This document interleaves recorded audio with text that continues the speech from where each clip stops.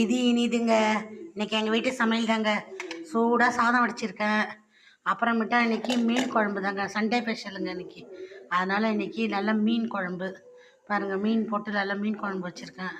அதுக்கப்புறம் ரசம் வச்சுருக்கேன். அதுக்கப்புறம் நண்டுக்கு குழம்பும் வச்சுருக்கேங்க. இன்னைக்கு நண்டு குழம்பும் வச்சுருக்கேன். கிரேவி ஆட்டம் நண்டும் போட்டு கிரேவி வச்சுருக்கேன். அப்புறம் மீனும் வறுத்துருக்கேங்க.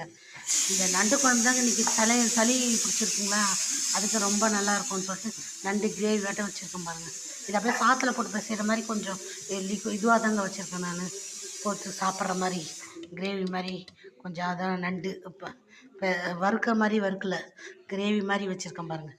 அதே நண்டு சூப்பராக. அப்புறம் ரசம் வச்சுருக்கேன். அப்புறம் இன்னைக்கு இதாங்க சண்டே ஸ்பெஷல்ன்றதால மீன் ஃப்ரை பண்ணியிருக்குங்க. மீன் குழம்பு வச்சு மீன் ஃப்ரைலாம் இருக்குமா, அதுவும் பண்ணியாச்சு. அவ்வளோதாங்க. இன்றைக்கி ஒரு புடி தாங்க. இன்றைக்கி டீ கூட்டு தாங்க.